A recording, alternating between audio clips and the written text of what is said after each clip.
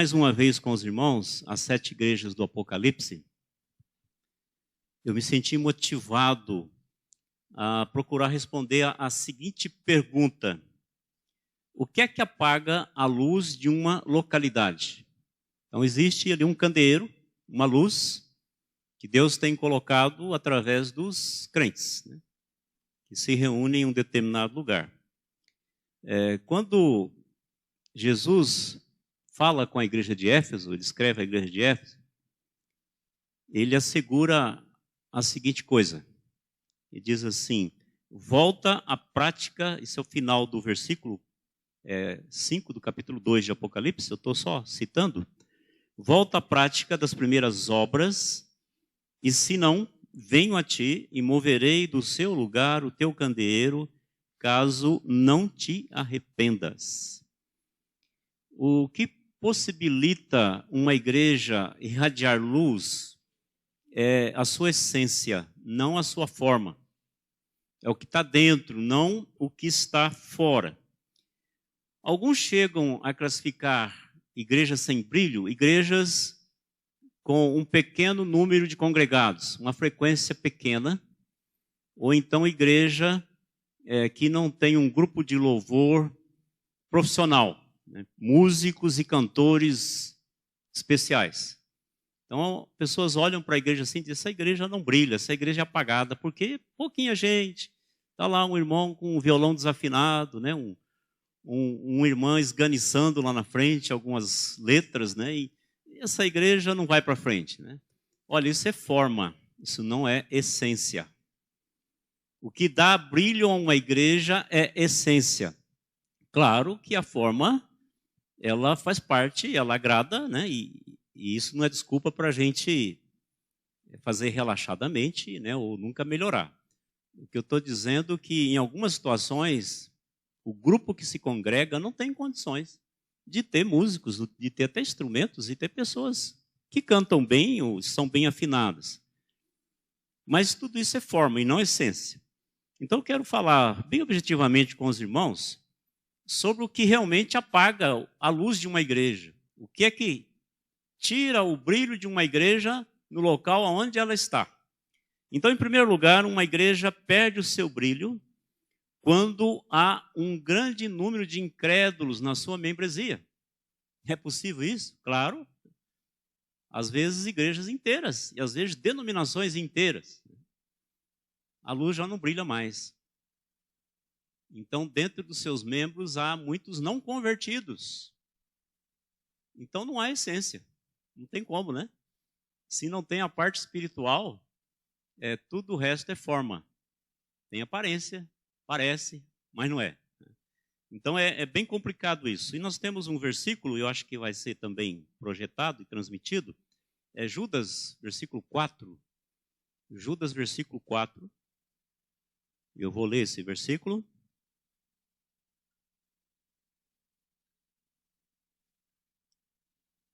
Judas, costadinho no Apocalipse, versículo 4. Pois certos indivíduos se introduziram com dissimulação, os quais desde muito foram antecipadamente pronunciados para esta condenação. Homens ímpios que transformam em libertinagem a graça de nosso Deus e negam o nosso único e soberano e Senhor Jesus Cristo. Judas está advertindo a igreja sobre falsos crentes. Falsos crentes que se introduziriam com dissimulação. E isso tem já, claro, né, o seu sentido na nossa língua, a língua que nós falamos, a gente entende bem o que é isso. Entrar com dissimulação. Mas o que nós precisamos entender bem é que tais pessoas chegaram astutamente e infiltraram no meio da Assembleia dos Santos. A ideia do original é de pessoas que se rastejaram, se arrastaram, até tendo uma semelhança com a serpente, né? E entraram no meio da congregação. Essa é a ideia, essa dissimulação eles são sorrateiros. Entende bem essa expressão? Sorrateiros. Eles não chegam fazendo barulho, pisando forte, gritando. Eles não expõem publicamente, de início, aquilo que creem, os seus ensinos errados. Eles não fazem isso de início. Porque aqui está dizendo que eles introduzem com dissimulação. Então não é um jogo aberto, não é às claras, né?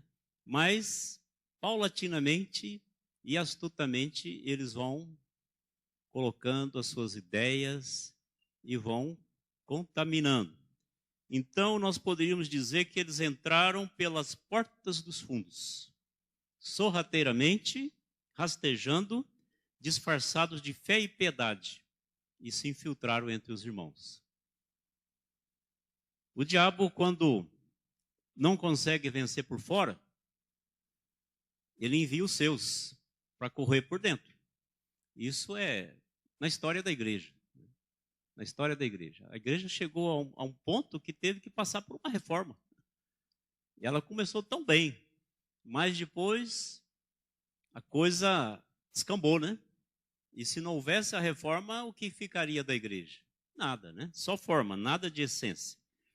E aqui, Judas diz quem são esses homens. Ele diz que são homens ímpios, que não temem a Deus, não têm o temor a Deus e, portanto, não respeitam a sua palavra. E ele classifica esses homens, ele caracteriza, ele dá um perfil desses homens, um diagnóstico. O que é que eles fazem? Olha o que aqui diz.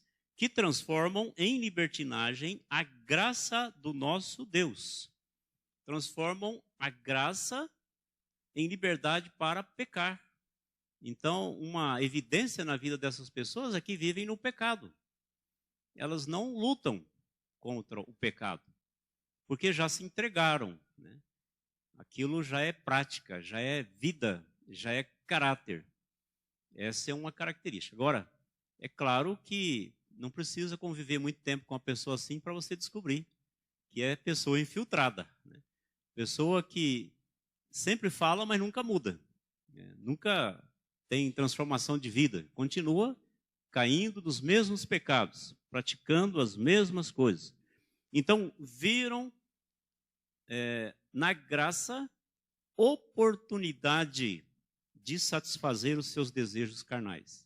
Eu sou salvo mesmo, sou salvo por toda a eternidade, Deus me ama, o céu é meu destino, então vou viver a vida como eu bem quiser. É um ledo engano. E um perigo muito grande está nessa condição. Mas também negam o nosso único e soberano Senhor Jesus Cristo. Negam a Jesus por conveniência. Ora convém testemunhar de Jesus, ora não. Então, ora eu sou um crentão, e ora eu sou um miserável, né? Negam a Jesus pelo seu ensino, pela sua vida, pela sua conduta. E, de fato, meus irmãos, uma igreja perde o seu brilho quando, dentre os seus membros, tem muita gente não convertida a Jesus Cristo. Precisam do Evangelho, precisam de salvação, precisam da graça de Deus nas suas vidas. Porque até então estão escondendo atrás da graça para continuar pecando. Essa igreja, ela pode juntar muitas pessoas, reunir muitas pessoas, ter um ministério de louvor bem profissional, animado, mas não haverá ali a luz de Jesus brilhando naquela igreja, porque não zelam do que é puro, do que é santo e do que é verdadeiro. Então essa é uma maneira da igreja perder o seu brilho, quando dentro da sua membresia tem muita gente infiltrada, né? Muita gente que não é convertida. Não é convertida. Em segundo lugar, uma igreja também perde o seu brilho quando o ensino da palavra de Deus é em seu púlpito. E quando estou pensando em púlpito, eu estou pensando em frente, né? Na sala de aula, numa reunião, né? Alguém que está lá na frente com a responsabilidade de transmitir o ensino. Se há algo que eu prezo muito, muito, muito mesmo, é preparo para ensinar. Porque eu sei que uma palavra errada pode influenciar a vida de uma pessoa por muitos anos. Vez por outra encontro alguém que foi aluno lá em Peniel há muitos anos atrás, e diz assim, eu ainda lembro de uma palavra que o senhor falou. Aí eu fico pensando, meu Deus, será que eu falei certo ou falei errado? Né? Se eu falei errado, ele carregou essa palavra todos esses anos. Né? Porque aquele que vai à frente, ele assume uma autoridade de dar uma direção para alguém. Alguns sabem peneirar e filtrar, outros não. Outros vão pegar aquilo e não vão largar mais. Então é como pena soltada ao vento. Depois não dá para juntar mais. Então é preciso que do púlpito tenha profundidade. Então, uma igreja perde o brilho quando o ensino da palavra de Deus no púlpito é raso. Sabe quando fala e não fala nada? Quando você começa uma viagem com o professor, o pregador, o preletor, o instrutor, e ele propõe te levar a algum lugar, e depois você fica perdido no meio do caminho. Onde que ele estava querendo ir, né? Nos levou para tanto lado e não fomos para lugar algum. Hebreus capítulo 6, versículos 1 e 2, esse versículo também tem aí para ser projetado. Hebreus 6, 1 e 2. Lembrando que na carta aos Hebreus, o escritor estava lidando com crentes do judaísmo que iam para o cristianismo e depois estavam voltando ao judaísmo. Depois de receber o conhecimento sobre Cristo, voltavam a oferecer sacrifício de animais. Então diz assim, por isso, pondo de parte os princípios elementares do início, do começo, da doutrina de Cristo, deixemos-nos levar para o que é perfeito, não lançando de novo a base do arrependimento, de obras mortas e da fé em Deus. O ensino de batismos e da imposição de mãos, da ressurreição dos mortos e do juízo eterno. Paulo está escrevendo a crentes que já deviam ser professores, mas continuavam como alunos. Ele fala isso no capítulo 5, de 11 a 14. Os irmãos podem verificar aí. Então, vocês já deviam ser mestres, mas ainda estão precisando do leite, que o Júnior mencionou agora há pouco, né? A gente combinou de falar o mesmo assunto hoje pela manhã, né? Então, eles estão precisando de leite ainda, né? Eles estão precisando agora de ensinar, de compartilhar e estão esperando a mamadeira, aguardando a mamadeira ainda. E por isso diz assim, pondo de parte, deixando de lado os princípios elementares da doutrina de Cristo. O novo nascimento acontece num momento, naquele dia que você entendeu que Jesus morreu no seu lugar, você era um pecador indo para o inferno, mas o sangue dele salvou a sua alma rapidamente ali. Naquele segundo, você nasceu de novo. Já houve uma transformação na sua vida. Mas o crescimento espiritual dura a vida inteira. É um processo. É a santificação. Mas a vida cristã, ela exige iniciativa pessoal e responsabilidade individual para progredir espiritualmente.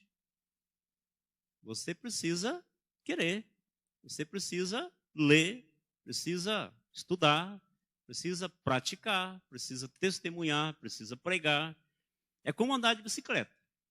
Quando você para de pedalar, em algum momento você vai ter que pôr o pé no chão, se não cair.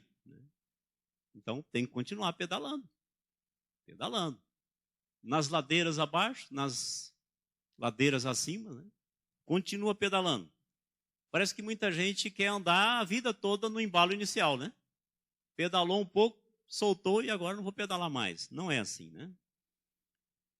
A santificação é Deus quem realiza também, como a salvação.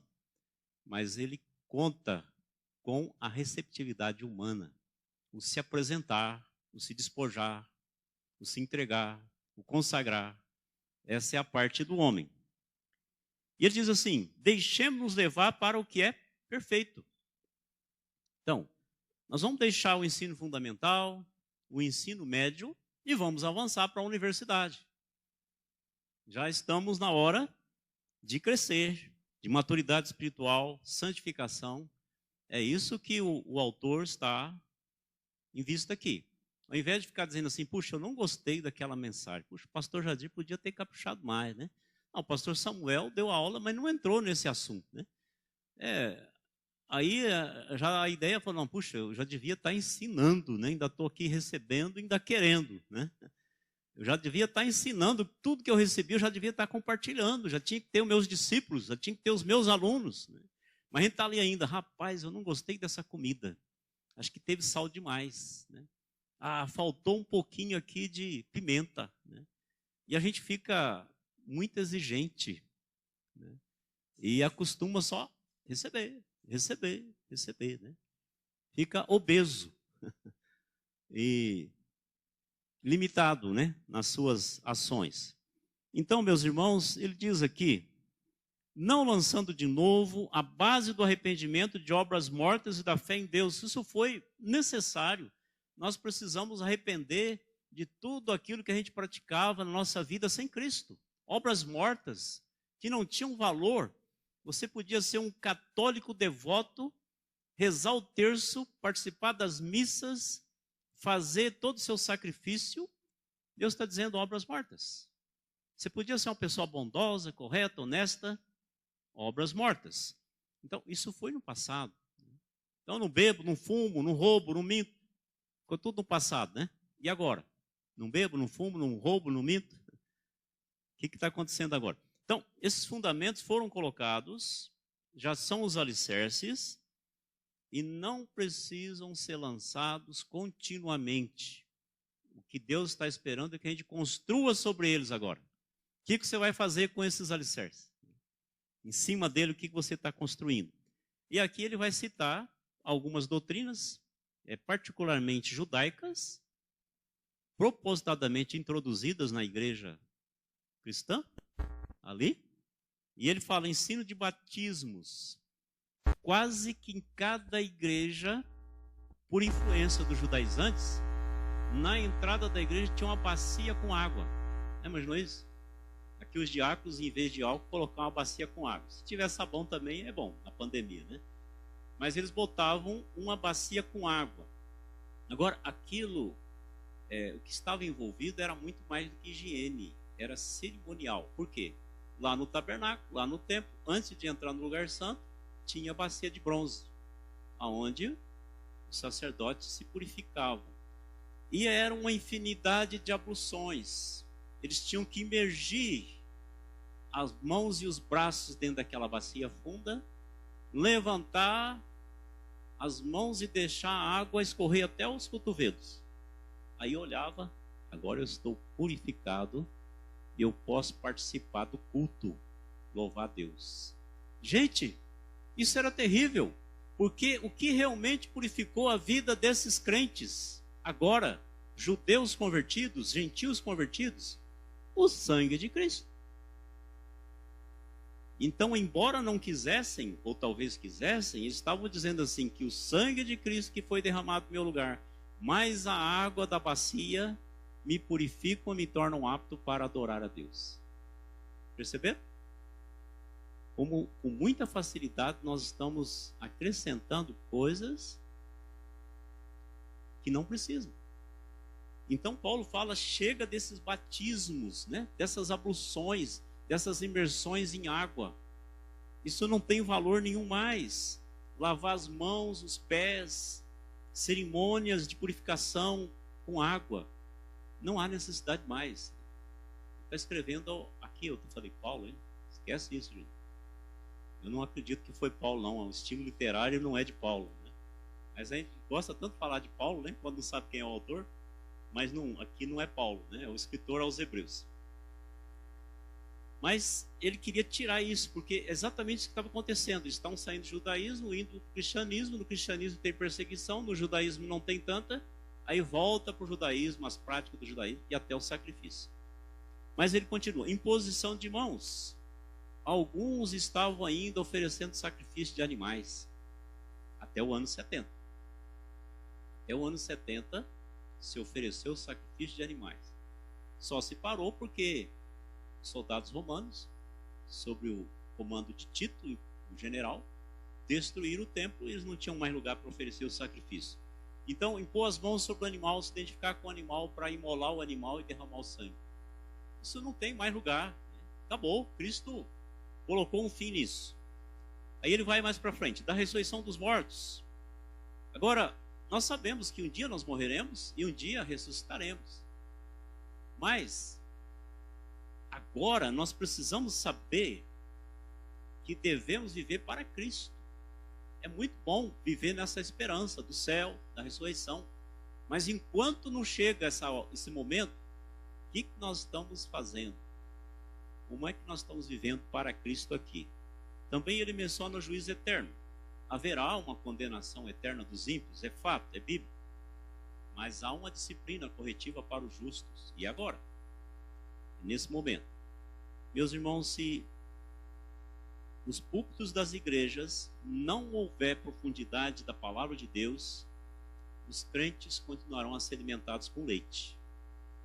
Não haverá crescimento espiritual, a igreja perderá o seu brilho no local onde ela se encontra e também no mundo. Um outro versículo, ou dois versículos aqui, 2 Timóteo, capítulo 3, 16 e 17.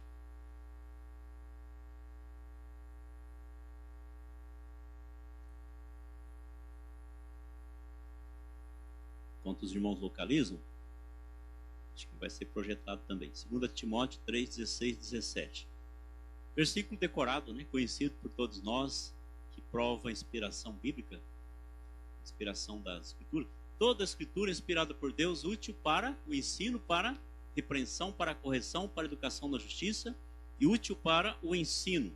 Ou seja, que produz resultados benéficos no ensino. Útil para o ensino, que traz benefício através do ensino. Então a palavra é o nosso conteúdo. A palavra é a nossa regra de fé e prática. E ela é útil para ensinar as pessoas. Não tem coisa melhor para uma família que conhece a Deus de que ensinar a Bíblia aos seus filhos. Isso eu estou falando de convicção e de experiência. Foi o que fizemos, eu e Marli. O que nós não perdemos tempo foi de ensinar a palavra de Deus. Nós não preocupávamos muito o que eles iam ser, o que eles iam estudar, isso ia chegar ao seu tempo. Mas que nós desejávamos que eles um dia crescem em Jesus Cristo como Salvador, e nós orávamos antes de ter os filhos, para que um dia eles crescem e servissem a Deus. Isso era prioridade, né? A gente errou talvez em muitas coisas, mas procuramos não errar nessa. De não terceirizar o ensino da palavra de Deus para a igreja, para a tia da escola bíblica dominical, para o pastor. Bíblia se ensina em casa. O complemento é na igreja. Se pai e mãe não ensinar a Bíblia os filhos em casa, eles não vão aprender a amar a palavra de Deus. Não vão. Sabe por quê? Na igreja muda de professor assim, ó. Está acostumado com... O Mateus estava falando esses dias, né? Que muitos crentes são que nem gato de madame, né? Mudou alguma coisa na igreja, agora já não vou mais. O pastor não está lá mais. O fulano era nosso professor, não estava... Eles estavam com uma professora excelente. Quem conheceu sabe, Célia Amaro, né? Ela expunha a Bíblia, ela esmiuçava a Bíblia. Ela foi embora. E não foi substituída a contento. Não era possível, né? Não tinha jeito. Era um nível muito alto, né? E na ocasião a gente não tinha condições de substituir a contento. Muita gente desistiu. Mas quem queria aprender a palavra continuou. Então é preciso que essa motivação, que esse ensino seja em casa. Isso é papel de pai e mãe que conhece a palavra de Deus. A tarefa principal do pai e da mãe é conduzir seus filhos a Cristo, depois discipulá-los, depois integrá-los numa igreja. Não é o contrário, não. Vou levar meu filho para a igreja, para ele crer em Jesus lá na igreja, para ele aprender na igreja. Isso é responsabilidade de pai e mãe, não se terceiriza. Isso é convicção com resultados, né? Senta com qualquer um dos meus filhos e pergunta para eles. Então, quer ter um exemplo de algo que funciona? Está aí. Muitas outras coisas não funcionaram, mas essa funcionou. Porque é a palavra de Deus, né? Não é porque sou eu e a Marli. É porque é a palavra de Deus. E ela funciona. Então é útil para o ensino, para a repreensão, para nos fazer perceber o que está errado na nossa vida. É luz sendo lançada na escuridão do nosso coração. É para repreensão. Então, quando prego alguma coisa para vocês num sermão, primeiramente preguei para mim mesmo. Então é com muito temor e tremor. E nunca escondi dos irmãos que eu tenho muitas falhas e que eu peco. Então não me iludo com isso, né? Que eu sou alguém diferente, que estou pregando uma mensagem para vocês, que aquela mensagem não é para mim também. Às vezes a área, às vezes a situação não é para mim. Não estou passando por aquilo, né? Mas posso passar. Essa que é a convicção, né? Eu posso não estar passando hoje, mas posso passar amanhã por aquilo, né? Então a gente não se coloca como juiz, mas a gente se coloca como coigual, né? Puxa, o irmão está passando por aquilo, mas podia bem ser eu. E pode bem ser eu qualquer dia, né? Então é esse o sentimento. Mas a palavra de Deus, ela repreende, ela lança a luz à escuridão do nosso coração. Aquilo que está errado lá e, puxa, eu estou errado nisso, né? Também é para a correção, para endireitar as nossas veredas e para conduzir os nossos passos no reto caminho. Trazer de volta para Deus. Para a educação da justiça, para nos treinar a praticar o que é certo, o que agrada a Deus e realizar a sua vontade. Isso é educação na justiça. É disciplina espiritual. É nos treinar a andar como Deus quer que nós andemos. Isso sem a palavra não tem jeito. É impossível. Mas qual é o objetivo? Esse versículo aqui eu não dei para os irmãos ali. É o verso 17, mas eles são espertos, eles já têm ali. Adiantaram, né? Olha aí. 17. A fim de que o homem de Deus seja perfeito e perfeitamente habilitado para toda boa obra.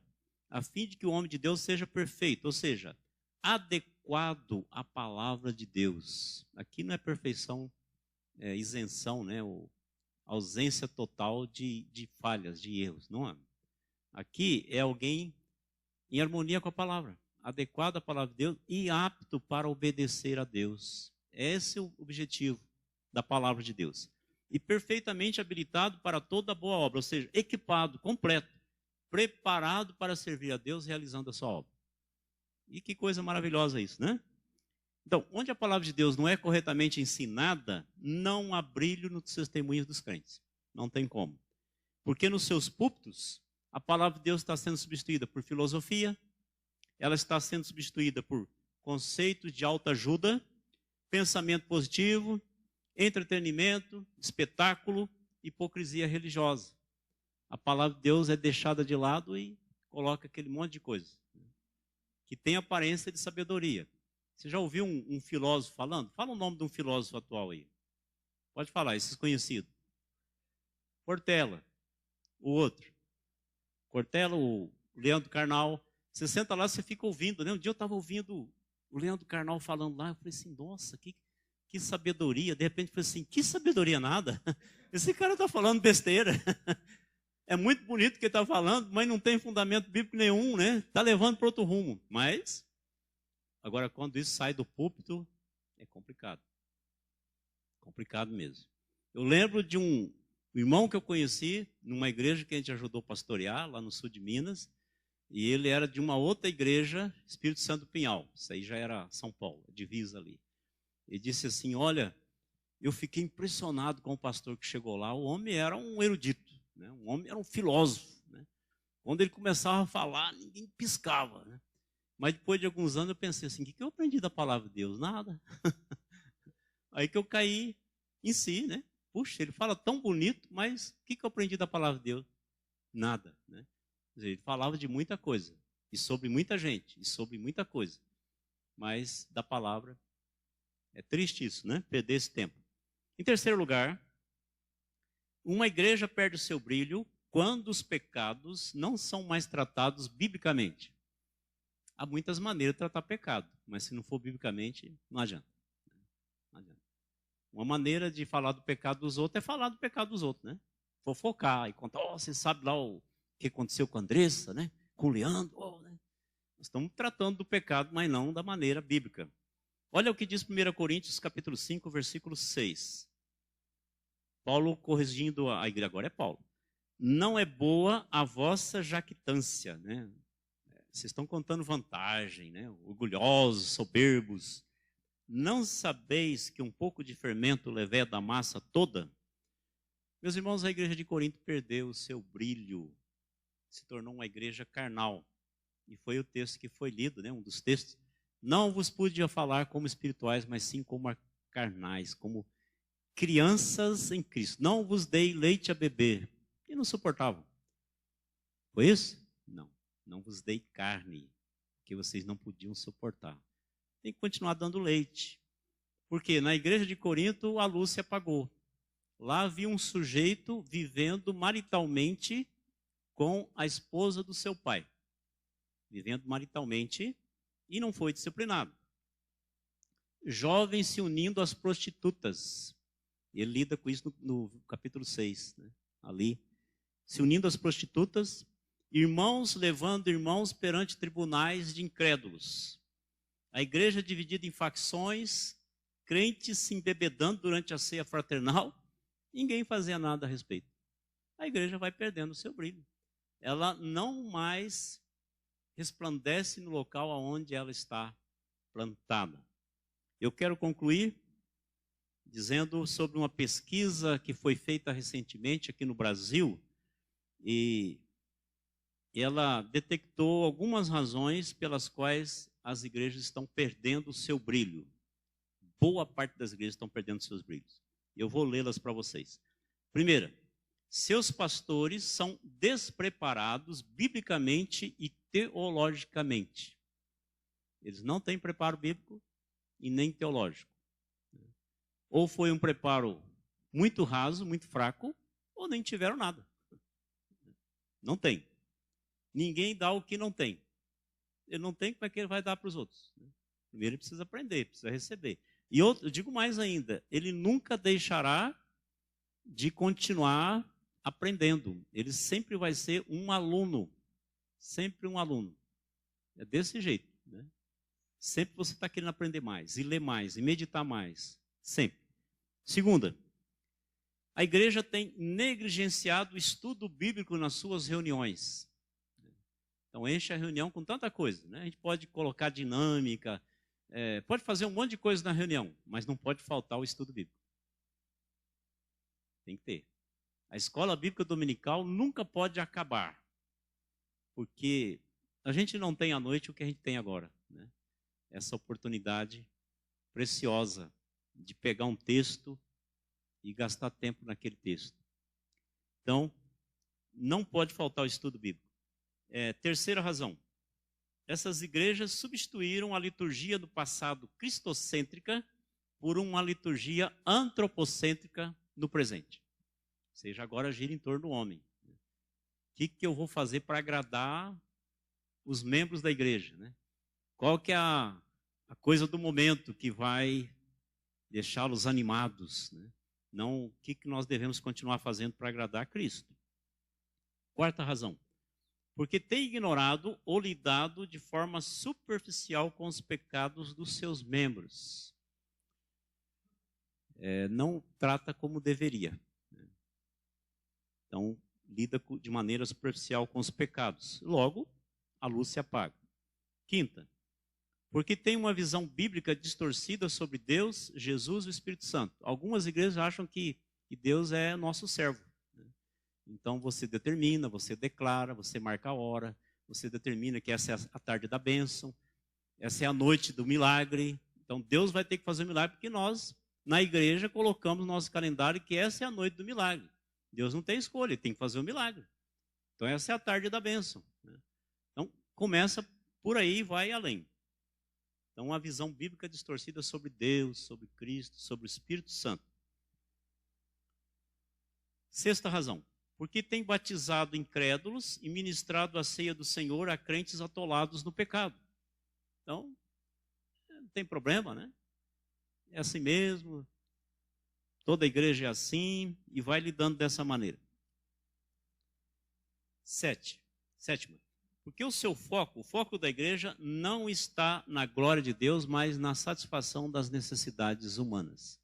A igreja começa a se tornar uma organização social, envolvida em ação social, em um lugar onde há eventos, né, alguma coisa qualquer, menos para a glória de Deus. Isso, é claro, não é de uma vez rápido, né? Mas É um processo. É a oitava, são 10. Então vamos, oitava. Porque a igreja negligencia a oração e prioriza o ativismo.